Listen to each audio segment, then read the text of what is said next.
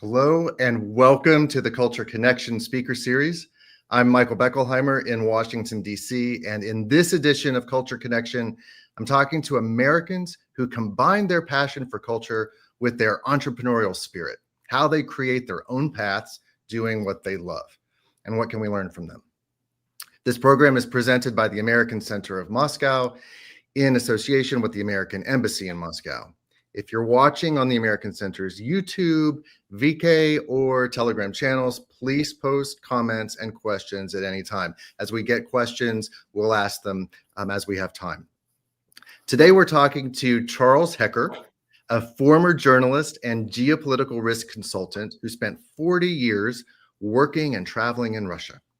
Charles knows Russia and Russian well. He calls himself a Russia geek, and he's one of those lucky people who worked in a place he loved. Now he's written a new book, Zero Sum, The Arc of International Business in Russia. And we're going to talk about his book and talk about his life. And Chuck, welcome. Michael, thank you. It's an absolute pleasure to be here. Thank you. So glad to see you. We're old friends, and so I'm going to call you Chuck. Please do. That's okay. I want to start with you being a Russia geek. We love Russia geeks. You're passionate about Russian culture, society, history. You speak the language fluently. So where, when, and how did this interest begin? Yeah, thanks, Michael, and thank you to everybody else who's joining. It is an absolute pleasure to be here, and also thank you very much for plugging the book. It's very kind of you, and it is great to be here with you, Michael. I mean, as you mentioned, we have known each other for a very long time. I think we're both Russia geeks, and so it's good to be speaking in more ways than one, a common language. Michael, I mean, the great fortune of my career and the past, 30, 40 or more years was that my vocation and my avocation, sort of, what I did for a living and what I did kind of out of personal interest coincided. And that was, living and working and understanding Russian, working in Russia and in Russian. And it started a very long time ago, as these stories often do.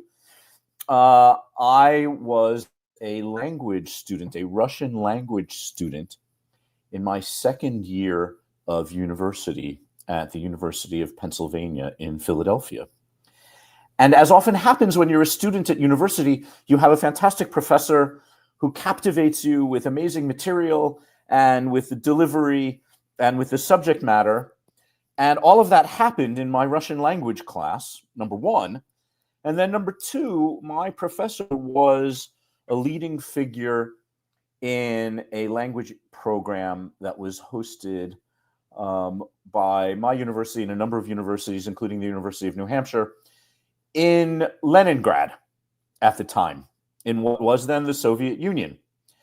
And this consortium of universities, with the cooperation of the Herzen Institute, Institut imени Hertzena, in Leningrad, offered summer courses. And so a group of my fellow students and I jumped on a plane. And after a little bit of a plane and a little bit of a train and a little bit of a bus, we wound up taking language classes in 1983 in Leningrad. And at that point, really, Michael, the hook was set. I had started university wanting to study biology. And after my summer in Leningrad, all I really wanted to do was study more Russian and Russian history and Russian literature and more language and get to know the country better and better. Of course. And then after college, you went on to graduate school. You got a master's degree in Russian. That's right. So you will know this very well because directly after graduating with a bachelor's degree, I went and enrolled. I was fortunate enough to be accepted to and enrolled in a master's program at what was then called the Russian Research Center at Harvard University. Anybody who's familiar with the center now knows that it's called the Davis Center. And of course, that's where you and I met, Michael, because you have the same degree, but just a few years after me. And you graduated from the Davis Center, right? Or did you graduate from the Russian Research Center? I started at the Russian Research Center and graduated from the Davis Center. There you go. So you're familiar with transition periods. And so, getting 2 years of exposure to leading academics and leading scholars and leading students at one of the most important places to study Russia, to study Russian, to study the Soviet Union. Remember, that's what it was still at the time. To do that for 2 years, I mean, it was an awful lot of hard work, but it was a fantastic opportunity. It was, challenging. It was exciting. Also, don't forget that I started my master's degree in 1985, which basically coincided with a very, very interesting period of transition in the Soviet Union. And we got to study perestroika, we got to study glasnost, we got to know somebody called Mikhail Sergeyevich Gorbachev. And it was an enormously exciting time to be a student of Russian studies. And it was an extremely exciting place to do it. So fast forward, we're going to keep moving because we have a lot to cover. Fast forward through your early professional career as a journalist, and you ended up in Moscow working as a journalist in the early 90s. That's right. As often happens in life, some of the best things happen by coincidence. And at the time, I was a journalist at a newspaper in the United States called the Miami Herald, living and working in Miami, Florida. And a colleague of mine came up to me at one point and said, "You speak Russian, don't you? And you studied all these Russian things, didn't you?" And I said, "Yes, well, as a matter of fact, I did." And she said, "I have this friend who works at a newspaper called the Moscow Times. And he's actually leaving. He's changing jobs. And the Moscow Times has a vacancy, and they're looking for a reporter to come live and work in Moscow." And I jumped. I just absolutely jumped at the opportunity. The normal path in American journalism is you start with very, very small newspapers. You work your way up to medium-sized newspapers, then you get to very big newspapers. The Miami Herald at the time was a very big newspaper. And what you try to do is you try to get a job with the New York Times, the Washington Post, the Wall Street Journal, et cetera, and you try to get a job in their Moscow bureau. That was going to take a lot longer if I stayed in Miami. And so I took the chance immediately to move to the Moscow Times. And in 1994, I applied for the job. I got accepted. And remember, this is a long time before we could do things like Zoom interviews. But a few phone calls and a few emails. After that, I was packing my bags and once again was on a plane headed to, this time, Russia. And, I think it was in September, maybe October. It was October, I believe, of 1994 that I started, writing stories and writing articles for the Moscow Times. That's, and then of course this culminates in this book we're going to talk about. But at that time, Americans by the hundreds, it seems, were flocking to Russia to take advantage and of this new era in openness and business opportunity. You arrived basically at the same time, and you were working at the Moscow Times. So you went over as a journalist. You were furthering your career as a journalist and living in Russia. Were you, at what point did you become interested in the business community and what was happening in business? Were you writing about business as a Moscow Times journalist? So I was writing about, there was a business desk. There was a business department at the Moscow Times, and I was more a sort of news reporter. But really, the Moscow Times is, as everyone I'm sure knows, was at the time a very small organization. And everybody did a little bit of everything. And we all pitched in when we wrote about whatever was happening at the time. And you're absolutely right, Michael, to point out that Americans and people from all over the world were coming to Russia. When I got there, the Russian Federation was just 2 years old. And people were coming from all over the world for business opportunities, for cultural opportunities, for professional opportunities, in diplomacy and in, just about every walk and facet of life. And the Moscow Times, we were writing about all of it. There was a shift in my own professional direction while I was at the Moscow Times, because what happened to me, Michael, is that in addition to writing about what was happening as a journalist, I found myself wanting increasingly really to participate in what was happening. And, I had the Russian language and the Russian studies background, and I thought that might be useful in lots of different contexts beyond journalism. And so the real career transformation for me, Michael, was, yes, in part writing about the business opportunities that were emerging in the 1990s in Russia, but it came as a desire to want to be a participant rather than an observer in what was happening on the ground. So let's see, you were last in Russia in 1983, right? To study the language. Had you been back before 94? That's right. So the first trip was in 1983 as a language student. And then, I went on vacation. And I went on vacation to the Soviet Union in 1991. And it was at the very beginning of 1991. It was the winter of 1991. And I believe it was around February of 1991. And I went for, I think it was about 10 days. And it was, as anybody with an eye towards history and anyone who's joined the conversation that is perhaps a little bit closer to us in age than further, 1991 was an interesting time to be in the Soviet capital. I, again, had phenomenal freedom as somebody who spoke the language and could do what I want. And I took advantage of all of the cultural opportunities that Moscow made available, even though it was a bit cold walking around the center of town in February. But I went to all the museums, and I went to the theater, and I went to the Bolshoi, and I went to the conservatory. And I did a bit of shopping, and I did a bit of souvenir hunting. But mostly what I was there was to sort of just take in the atmosphere of, first of all, having been in 1983, there was a huge change from 83 to 91. And also it was the first time I had to spend an awful lot of time on the ground in Moscow because the language courses were in Leningrad. And so I took advantage of being in the capital and familiarizing myself with that city and, enjoying the contrast between Leningrad and Moscow, or what is now St. Petersburg and Moscow, because as everyone will know, those are two very, very, those are two dramatically different cities with very different atmospheres. And I loved being in the capital, and I loved being in the big city, and I loved all the sort of the noise and the traffic and the fuss of being in Moscow in the early 90s. Did you go to McDonald's while you were there? That's a very good question. Did I? I must have. I'm sure I have been to McDonald's in Russia on more than one occasion. And I think strictly for cultural purposes. Sure.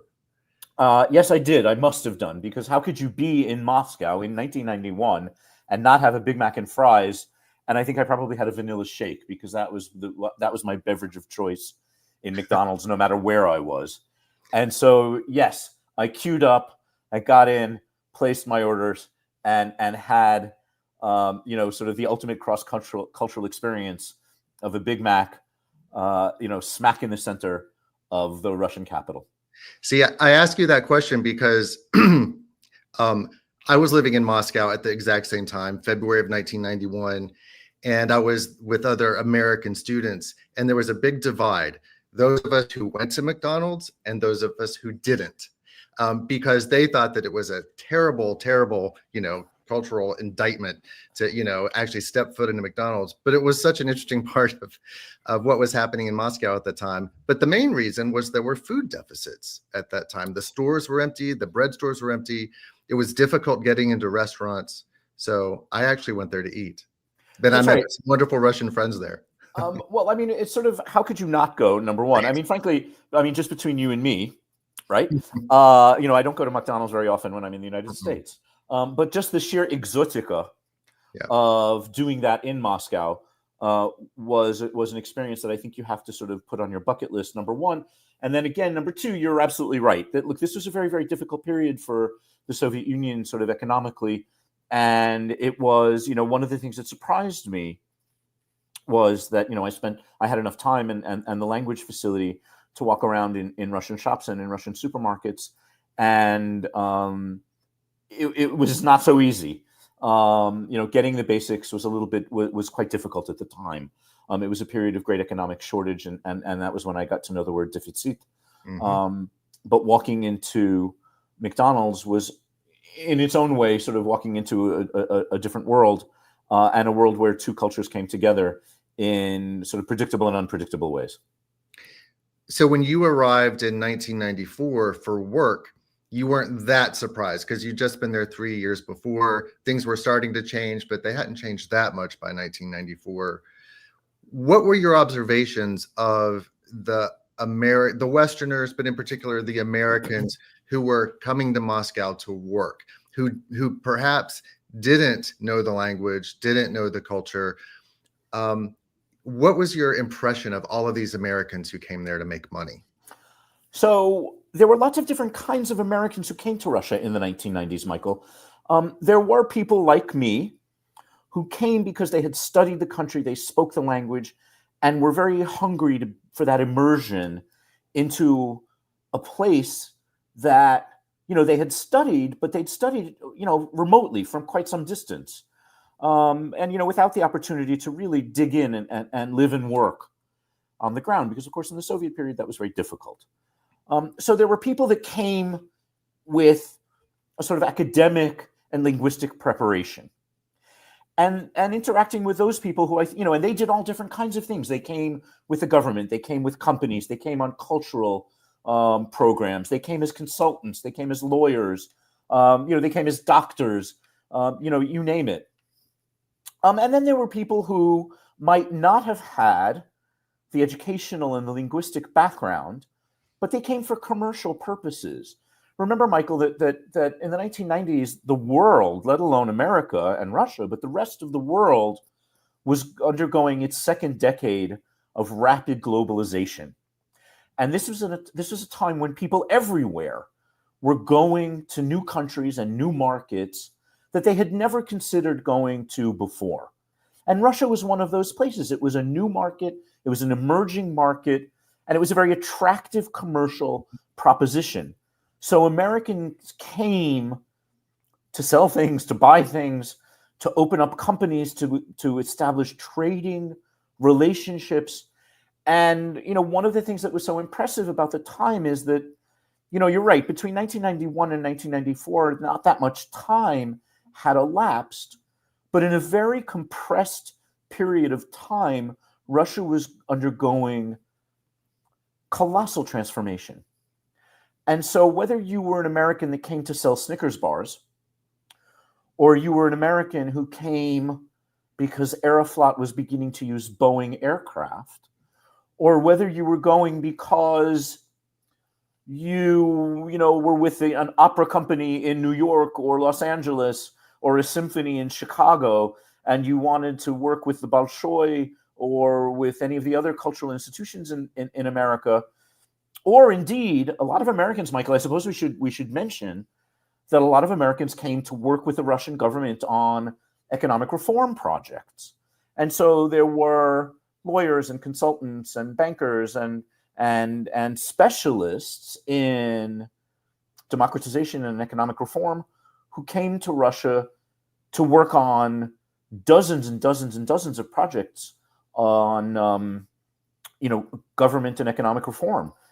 And there was a large community of expats, as you mentioned, Europeans, but also Americans, who were part of, as participants and as supporters of this phenomenal transformation of the Russian economy. I have to ask. You mentioned all of the Americans who came over to help with this transformation. A lot of them were led by our former professors at Harvard, and the assessment of their advice now and where they led Russia is a bit controversial. Do you have an opinion on how shock therapy worked and how our professors succeeded or not?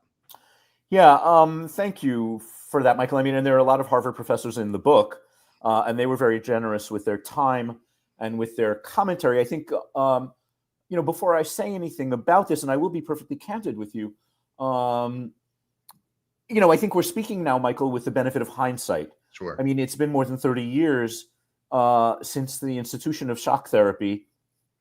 And I think that we made mistakes. I think we made mistakes in the assumptions that we made about Russian politics and Russian business and the Russian economy. I think we made mistakes about the speed at which reforms could be implemented. I think we made mistakes about the readiness of the Russian political and economic system for change. And and so the best example of an examination of that period in retrospect, well, Michael, an interesting thing happened at the end of last year, and that was that there was a telegram between the U.S. Embassy in Moscow and the State Department in Washington that was written in 1993, I think.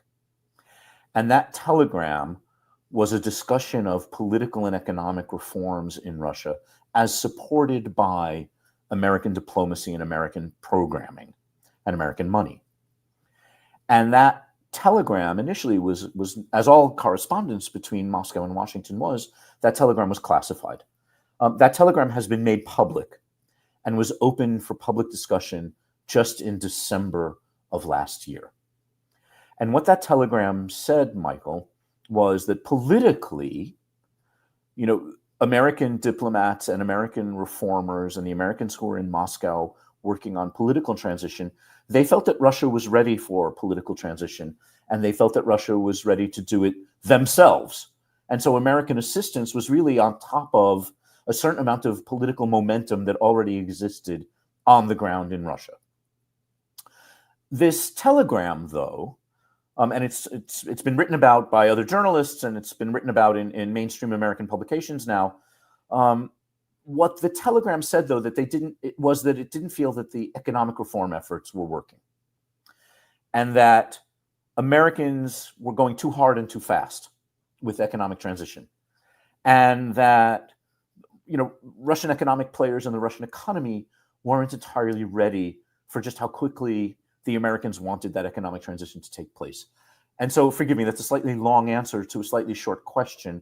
But, I think that there were some local factors in the economic advice that Americans were giving at the time that were a little bit more difficult than we may have appreciated at the moment. So when you were in Moscow at that time, let's talk about Chuck Hecker in Moscow in the early mid-90s. You were working at the Moscow Times. How did this opportunity at Control Risks open up? Because one of the most exciting things about that time is how it was just the land of opportunity. And you went there for one thing and you left doing something completely different. So how did that evolve? And what did that lead to for you in Moscow? You're right. And Michael, this is a fairly common story, and that is that a lot of people arrived in Moscow as one sort of with one profession or with one occupation or with one skill set, and they left many years later with a completely different profession, a completely different skill set, and a completely different experience. And so again, Michael, as I mentioned when I was talking about getting my first job with the Moscow Times, my opportunity with Control Risks, which is a geopolitical and business risk consultancy, it came completely by accident. And that is that actually I had returned to the United States initially, and I was reading a copy of the Wall Street Journal, the American newspaper. And somebody from Control Risks was quoted in an article in the Wall Street Journal. And I thought to myself, gee, that sounds like a really interesting company. Maybe I should apply for a job there. And I did. And at the exact same time that I applied for a job at Control Risks, they were looking to hire somebody into their Moscow office. Perfect. Well, exactly. I mean, it was a complete accident, and it was just very, very good timing. And the person who was looking to hire that, to fill that vacancy, was somebody who was living and working in Russia at the exact same time that you and I were living and working in Moscow. I had never met that person before. We traveled in different circles professionally. He was English, I was American. We had different friends. But we established after a while that we were both living and working in Moscow at the exact same time when I was at the Moscow Times. In any case, to make a long story short, he hired me to work for Control Risks. I moved to London. I started commuting to Moscow almost immediately after arriving to London. The business at the time, we're now talking about 1997, so we're moving into the late 1990s. Most of the business at the time was helping Western companies invest in Russia, getting them on the ground, or helping them establish joint ventures, or helping them establish trading relationships, and helping them understand the sort of political risk, the geopolitical risk of doing business in Russia, helping them with due diligence and business intelligence, and getting companies onto and into the Russian market. And it really accomplished one of the things that I wanted to do in leaving journalism, and that is that we were working on deals, and we were on the ground helping companies get in, watching them grow. Right after that, of course, there was the 1998 crisis, so we helped a lot of companies with crisis management exercises. But by and large, we helped an international establishment, businesses. We helped an international business presence establish itself in Russia, and it was exhilarating. It was one of the most interesting times in my professional career. And we're going to talk about your book in a minute, but this is what your book is about: the establishment of business relationships in Russia, the arc of business in Russia from the early 90s, actually from the Tsarist era to the early 90s, late 90s, and to today. As a Russia geek, what were some of the most satisfying aspects of helping foreigners establish business in Russia? And my counterpart to this question is, how much did culture matter? Russian culture, American business culture. How much did anyone care? Or was it just cold, hard capitalism? Let's just start a business and make money and not worry about the cultural implications. Michael, it was a little bit of everything.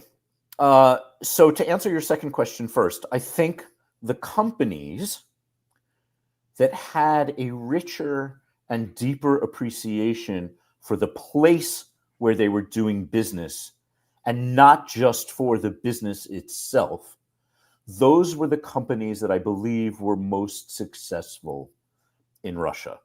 And I think that those are the companies, whether they're American companies or Japanese companies or Brazilian companies, these are the companies that are most successful anywhere that they do business.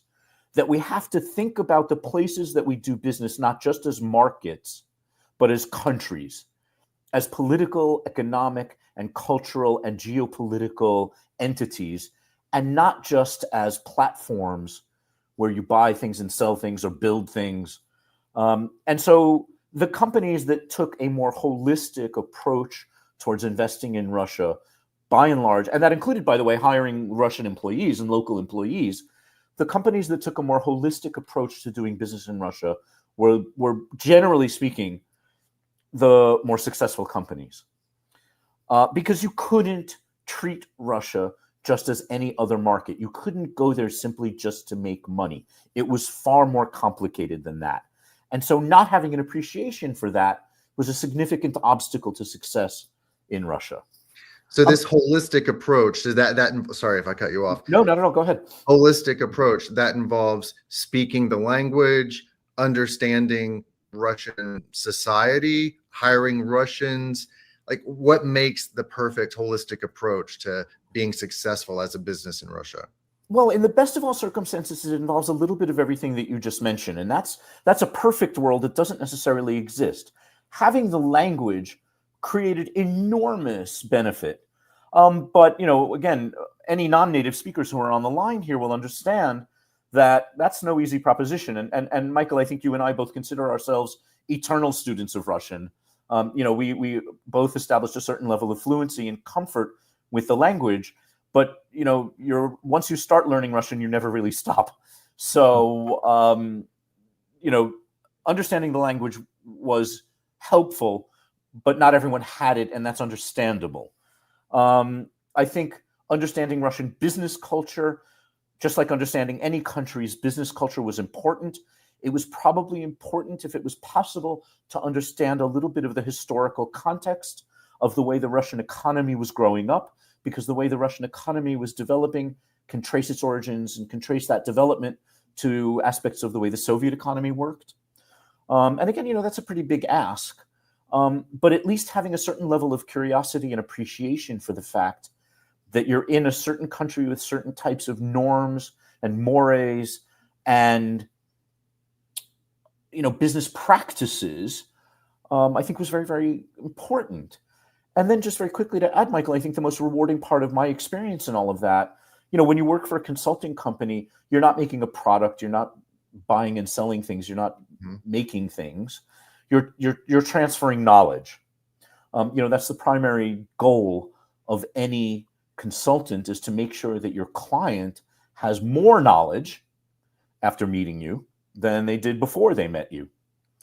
And the most rewarding part of my profession and my career in Russia was delivering that knowledge and contributing to that holistic understanding. I mean, that was my specialty. My specialty was understanding that place at that time.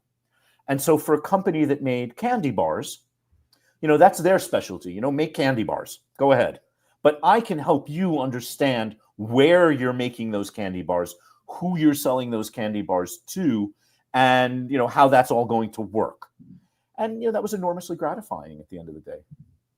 What were some of the experiences, the businesses that you worked with, that were where you saw Russian partners who were particularly adept at using this knowledge that you were sharing, or that were very easy to work with? And I want to contrast that with Russians who just, business people who probably butted heads with those of you sharing knowledge. I would call it telling people what to do, but for those of you sharing knowledge with them.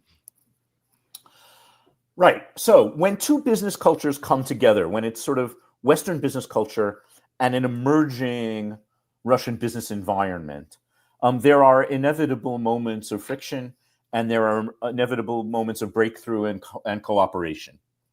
I think that Americans love to talk about win-win deals and win-win situations, and that's not always the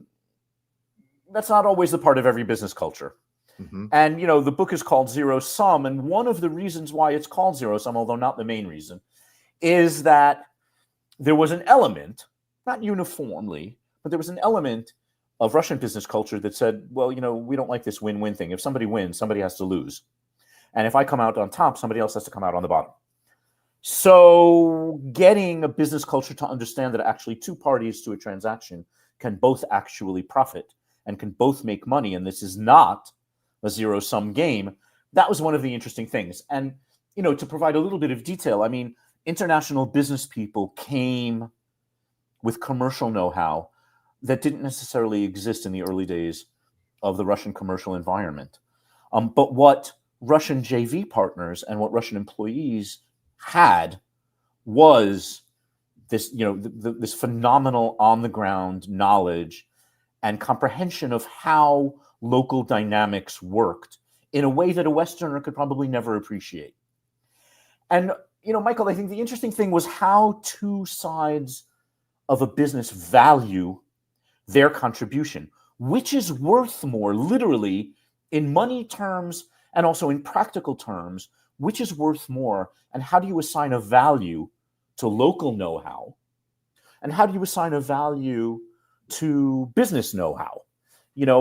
Westerners are bringing technological and technical expertise and money, and they said, we know what this is worth because here's what it looks like in the bank.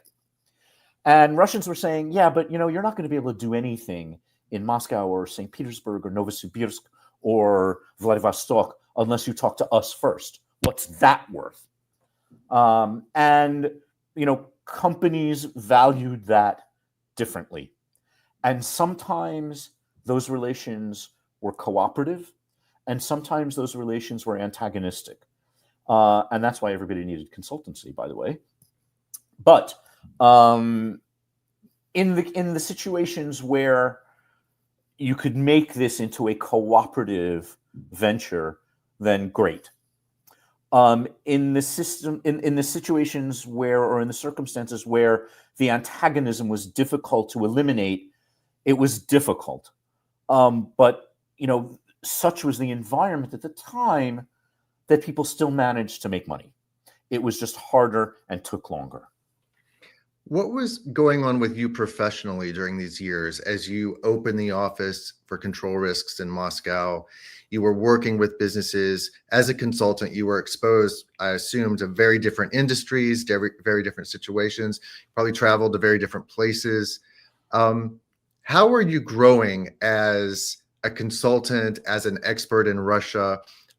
What new interests were you developing, and where were your sort of professional goals headed at this time? It's really interesting. A few things. First of all, when the company began its activities in Russia, it was a very small company, and it was, the office in Moscow was a very small office, populated primarily by British people. My challenge when I became the general manager of the office in 2000, my challenge was to grow the office, which happened, and was also to find and hire and retain and educate and promote local employees, and to develop Russian employees, and to help them become successful colleagues at control risks, so they could work in Moscow, and then if they wanted to, they could work somewhere else in the company if they wanted. So that was one thing, was managing and developing the growth of the office on the ground. And Michael, between 2000 and 2008, Russia was one of the world's fastest at growing economies. So growing the office was, in some ways, opportunities presented themselves, and almost, the phone was ringing off the hook. Managing that growth was challenging. And also the environment in our area of business services, in our area of professional services, was very competitive.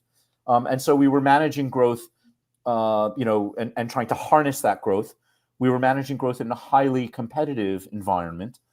And then the other thing that was an ongoing challenge that I learned a lot about, Michael, was, we were risk consultants, and learning and understanding how individuals and how organizations appreciate and identify and digest and value risk was an interesting challenge to me, because, at the time, Michael, again, this is a period from 2000 to 2008, was a period of absolutely phenomenal growth in Russia, even more so than in the 1990s.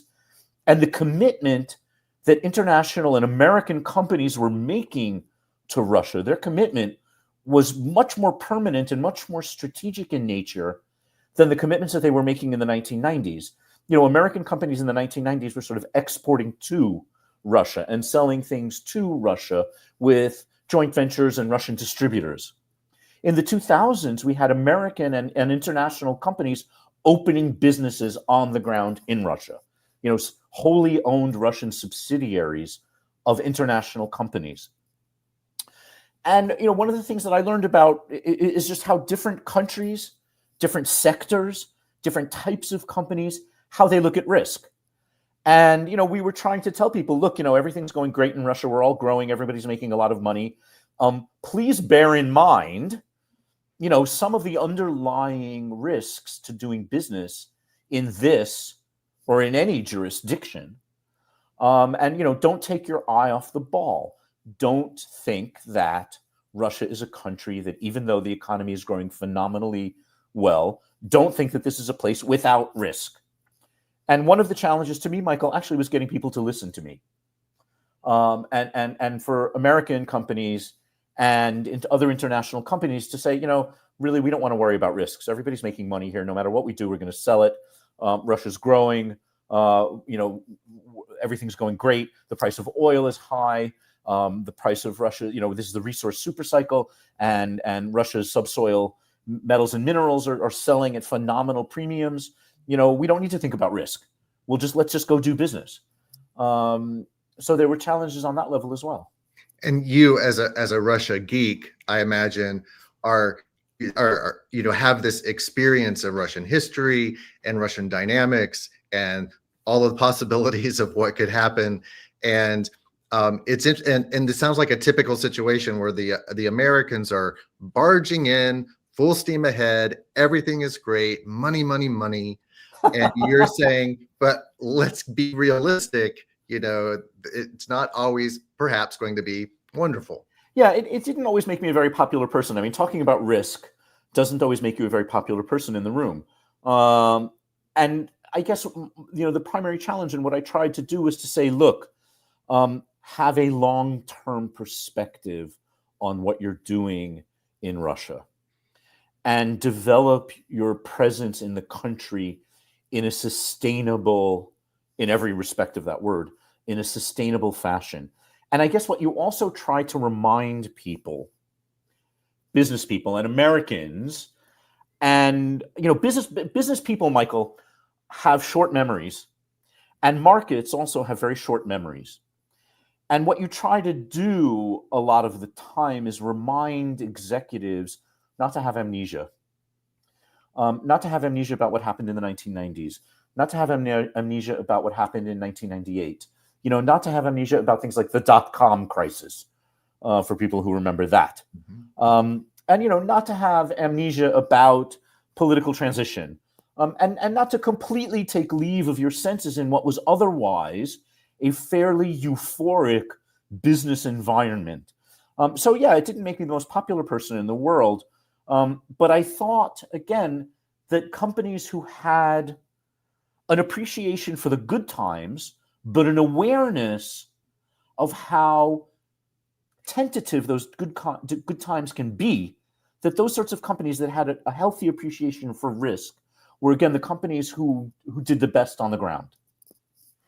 How much appreciation, if we maybe go back to the 90s, how much appreciation did American business people and their Russian colleagues, how much appreciation did they have for the societal problems, the poverty, the babushki in the metro selling, bread, just all of the suffering that was happening while some were getting really wealthy? Where I ask you this because I know you, and I know that you noticed, that you were very aware of the inequality. How much of a role did that play for American businesses, if at all? So I think one of the assumptions that American business made, and we can talk, well, there have been books written about this. We can talk for years about this going forward, but Michael, the basic assumption that American executives had was that by doing business in Russia, you could economically and politically transform the country. And that, yes, I think everybody had an acute understanding of, the difficulty of shock therapy, the difficulty of the economic conditions of the 1990s. And even in a wealthy capital city like Moscow, the income inequality and the contrast between the way some people were living and the way other people were living was extremely stark. And anybody who, well, let's put it this way: a lot of more junior Russian executives, business people who were living and working in Russia, had Russian landlords, and they were renting apartments from Russian, people who owned their properties. And many people understood that the rent that they were paying was essentially the livelihood of the people whose apartments they were living in. Mm-hmm. So I think there was an appreciation for what was going on the ground in Russia. To Americans, this presented opportunity. It is perhaps contradictory, or presents a little bit of a paradox. But at the very beginning of the 1990s, Russia was politically rudderless and economically, in a deep, deep, deep crisis, and Americans see this as opportunity. Let's move in. Right. Let's do business. Let's fix it and make money. That's right. And so the assumptions that American businesses made in Russia was that by building capitalism and by buying and selling things in Russia, we could change the country and we could change people's lives.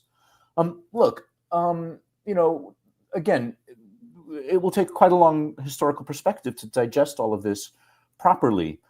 I think to a certain degree, we did change people's lives to the extent that Russia began to integrate into the global economy, and Russian executives, Russian business people, and Russian citizens were exposed to and contributing to a global business dialogue, traveling more, getting university degrees in other countries and MBAs at Harvard and Wharton and Stanford and becoming graduate students at the Davis Center.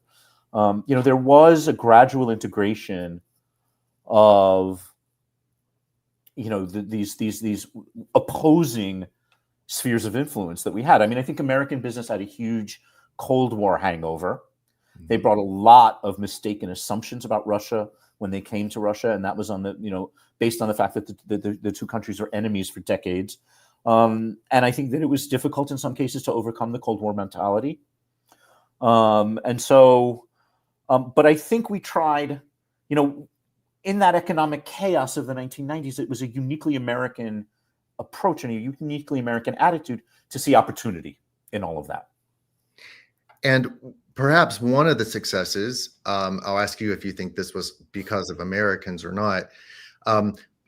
Perhaps one of the successes was the growth of, or the emergence of, Russian know-how, Russian business acumen, Russian, responsibility for building businesses. You talk about that in your book, how over time there was, the Russians were asking, why do we need an American to come here and do this? We can do it ourselves. Was that in response to having Americans or Westerners trying to run the show and teach everything? Or did that just grow because of this openness and this partnership that evolved over the years? It's a little bit of both. I mean, I think that younger, first of all, the people, a lot of the people in Moscow and in Russia's biggest cities who went to work in international companies were the best educated students across Russia. They were people who were graduates of Russia's best educational institutions. They were people who spoke numerous foreign languages. They were people who were extremely accomplished already in mathematics, in science, in technology. They, in some cases, it was interesting. I mean, some of the anecdotes from the books were that, people who were graduates in physics from Moscow State University that spoke, English and German and French came to work as sort of, secretaries in American companies. That didn't last long, Michael. People like that, with that sort of educational background and that desire to continue to enhance their education, you don't stay a secretary very long when you're a physics graduate with, 3 or 4 foreign languages. So to a certain degree, Russians learn, and I hate to sort of paint the thing, to say Russians did this or Russians did that, but, the emerging business class in Russia learned from their Western partners, but after a while, they began to learn on their own. And, there came a point, and this is in the book, when I interviewed a number of Russian executives who said the most successful American companies in Russia, the most successful international companies in Russia were the companies that trusted their Russian managers. And you're absolutely right, Michael. At a certain point, having to call New York or having to call London or having to call Chicago or LA or Stockholm or Paris to make a business decision, that got really old and got really boring after a while. And it also was it slowed down the process of getting things done.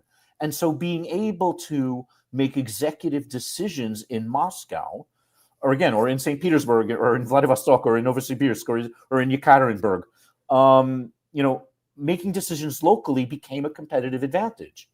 And the international companies who did that in Russia were the ones that were most successful. We haven't even talked about Alla Pugacheva yet. And a question just came in. What do you miss the most about your time living and working in Russia? And in fact, I was meaning to ask you more questions about, you're on the ground in Russia. What was your life like there during those years? Where did you live? What did you do? And what do you miss? Yeah, I mean, well, look, if we go back to the 1990s, let's also remember that back then I was also a lot younger and had a lot more energy and could stay up a lot later at night. But look, this is a cliche, but it's a cliche in part because it's true. And that is, I miss the people. I am very fortunate that to this day, I maintain deep, close relationships with a number of people who I met when I was living and working in Moscow. And these are people who to this very moment, Michael, remain, in extremely important individuals in my life. Number one. Number two, I love Moscow. I was crazy about Moscow. It had a 24/7 energy that was unbeatable, even when I was too old to absorb 24/7 energy. But I just, I lived, oh gosh, my first apartment was on Sukharevskaya Ploshchad. It was right across the street from the Sklifosovsky Institute, which is the big hospital in Moscow. So that was a great part. I was pretty much smack in the middle of Moscow. There was at one point I was living at Tverskaya Dom 6, and that was, you couldn't get closer to the center of Moscow. That was a phenomenal experience to walk out of your apartment in the mornings and be across the street essentially from the Kremlin.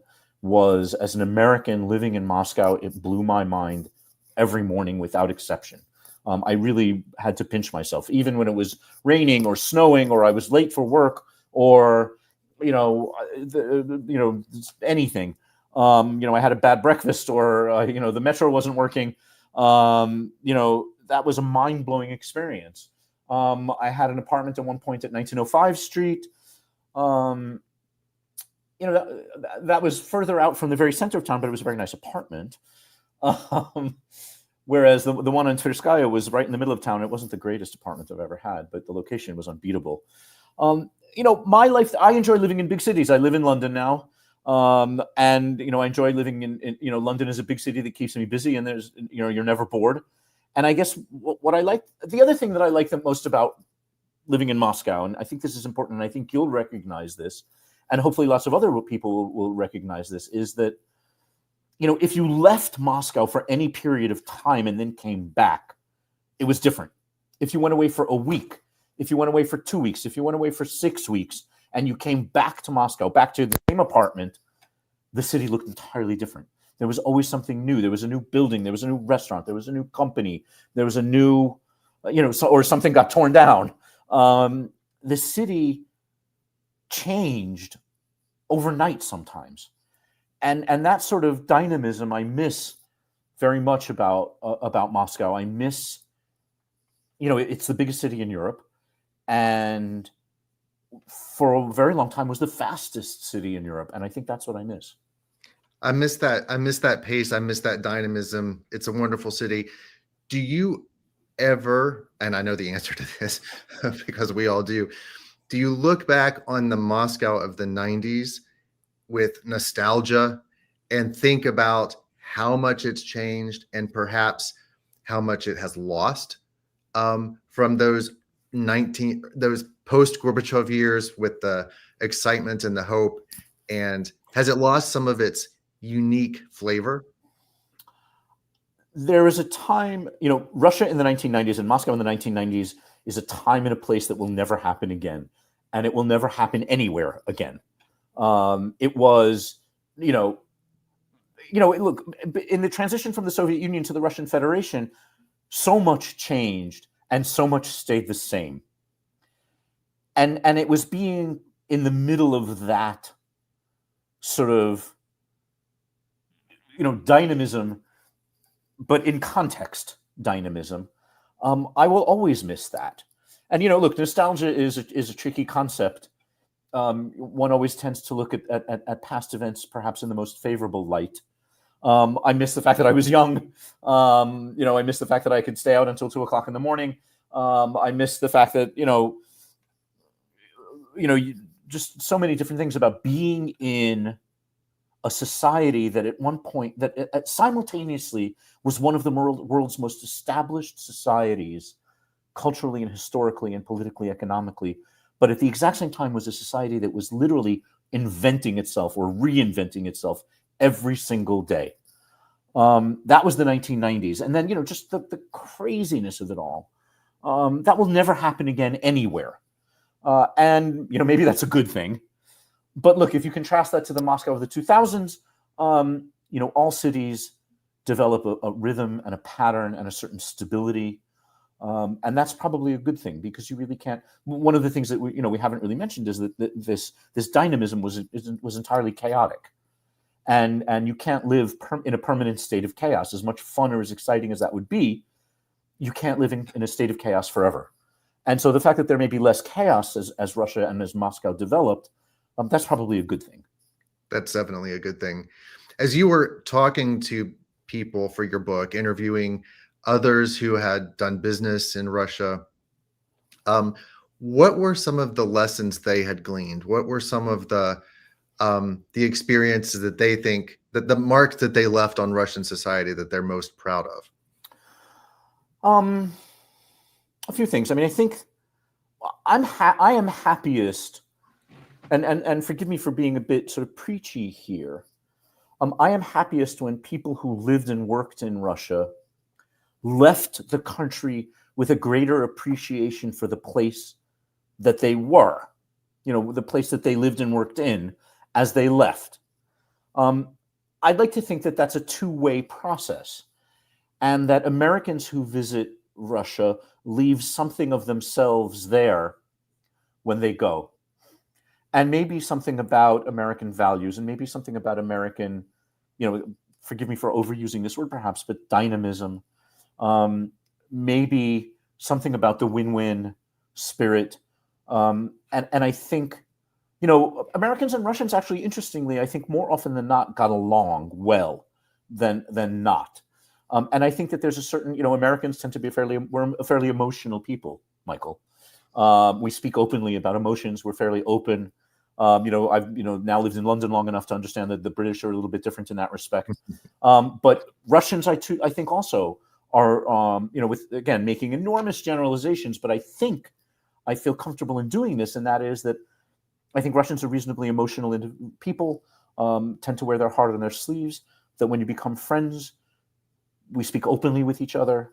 And I think some of that, that Americans who came to Russia left that impression as well when they went home.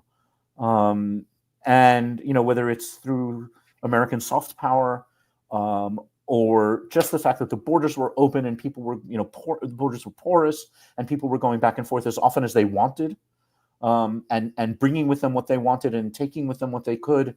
I thought that was enormously important, Michael. This book, so you finished this book. Are you still working at Control Risks? No, I'm done. I'm working on a proposal for a second book now.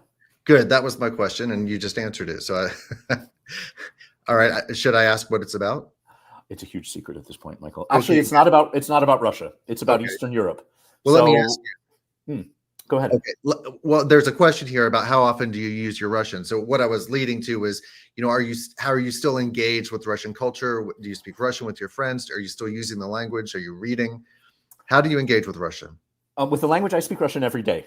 And I also write a lot of Russian because Lord knows I'm doing an awful lot of text messaging and sending SMSs and WhatsApps in Russian every day. And thankfully, WhatsApp has, autocorrect. So some of my mistakes are covered over. But because, just because of the number of people who I'm in close contact with, either locally or over distances, I'm speaking Russian every day. I speak it in London all the time. I speak it when I travel. I speak it on the phone. I did, on Skype and on WhatsApp and on everything you can imagine with Russians all over the world. And I'm very lucky that way because you know how it is with languages. You really have to use them frequently. Otherwise, they tend to you lose your mastery and you lose your fluency and your vocabulary. I speak Russian every day, and I feel quite lucky to do that. That's wonderful. Are you reading anything? Do you read any Russian authors in Russian? Yeah, I mean, I read a lot of Russian media. Yeah. I listen to a lot of Russian music. I watch Russian films. I read a lot of Russian for the book. Mostly I'm just sort of, picking up just, websites and news and analysis and more than anything else. What else? What was the last thing that I did? I think I went to, I'm trying to think the last sort of cultural performance that I went to that was in Russian. But I have the opportunity because Russian culture is also very, very well represented in London, that I'm able to go to lots of Russian cultural events in Russian all the time. When you go back to Russia, I know you love Moscow. Where else will you go? What other towns? So, when the moment arrives, what I desperately want to do is go to the Russian Far East. I had the great opportunity when I was still at the Moscow Times I actually was able to travel to Sakhalin Island and to the town of Yuzhno-Sakhalinsk. Mm-hmm. And Michael, there's nothing more mind-blowing than getting on a plane and flying for 9 hours, and you get off that plane and you're in the same country. And that is genuinely, I don't believe that that's an experience that you can repeat anywhere else in the world. And I have never been to Vladivostok. I would like very much to go to the Russian Far East. I would like very much to go to Lake Baikal, and I know that that's sort of a typical kind of bucket list sort of thing. I think I would like to do a little bit more nature. I tend to be a city person. I think I need to force myself to do a little bit more nature travel in Russia. And I would look forward very much to doing that. Great. Well, we'll ask people to continue this conversation on YouTube, and maybe you can get some recommendations for where to go next.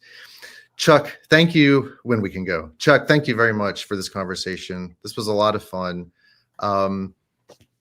I love your book. I have to say, it's not just interesting, but it's so well written and it's fun to read. If Thank a you. business book can be fun to read, then you've done something right. Michael, I can't thank you enough for the invitation. It's great to see you again. It's great to catch up and talk. Russia Geek to Russia Geek. Thank you to the American Center. Thank you to everybody who's dialed in.